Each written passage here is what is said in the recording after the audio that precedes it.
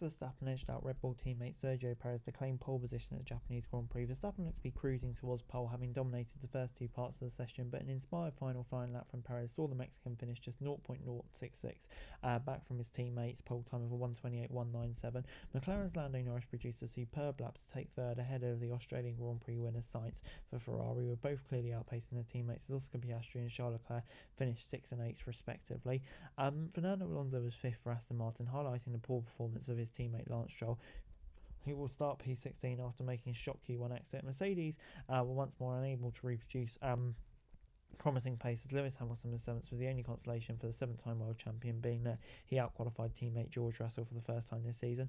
Mercedes were fined £5,000 for releasing Russell unsafely into the path of Piastri in Q1. Yuki Tsunoda's thrilled his home crowd by edging out Red Bull teammate Daniel Ricciardo to reach the final part qualifying, but will be unable to make an impression in Q3 and will start 10th. Having seen a 9-race winning streak end though as the brake failure caused him to retire from Australia 2 weeks ago, Verstappen has appeared to be on a mission to restore dominance at track he's won each of the last 2 years. The Dutchman, chasing a 4th successive World Championship, has comfortably topped the first and third practice sessions, either side of an unrepresentative wet FP2, and followed that up by cruising to the top of the timesheet in Q1 and 2. The dominance continued during the first runs of Q3 with Verstappen 0.249 clear of Norris, with Perez more than a tenth further back in third. However, Perez produced one of his best qualifying laps for a long time to come up just short of his teammates' pole time on the second run before Verstappen marginally improved himself to ensure that he had 2 times good enough for top spot. It was quite close at the end. Verstappen said, overall this track is very sensitive with the tyres, the tarmac is very aggressive, and when you don't go to the limit it doesn't always work out. Nevertheless, most important to be on pole. Of course you want every lap to be perfect, but around a track like this it's not always the case. Overall, a very good day and a good starting position for tomorrow, and that's what counts. The fact that the front row lockout is Red Bull's first since last year's season opening Bahrain Grand Prix highlights how rarely Perez has been able to maximise his car's performance in qualifying, but boosts the Mexican hopes of earning an extension to a contract that expires at the end of the year.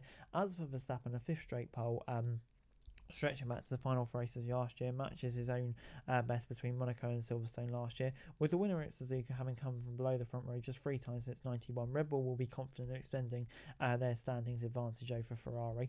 Verstappen goes into the race 4 points clear of Leclerc, with Perez a further point back, and yeah, they look well placed to extend that gap.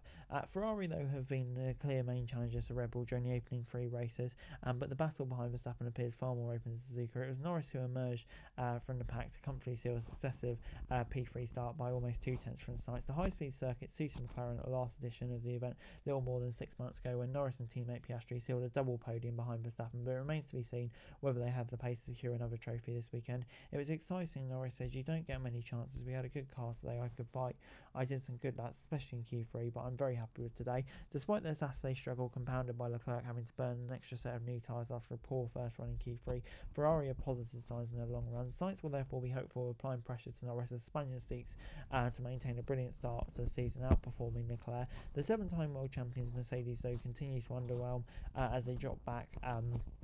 Hamilton had clear edge over Russell and was more than 2 tenths past her, having finished less than a tenth back by Sainz. But he said, we got a car into a much nicer window. We were second, just over a second off the Red Bull to the last year.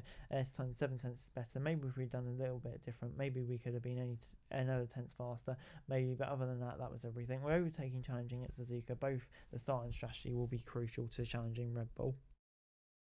And before I go, let me run you through the grid for the Japanese Grand Prix. Max Verstappen and Sergio Perez coming back on top. Yeah, no surprise. We expected for them to be very strong this weekend. And they turned out to be the case.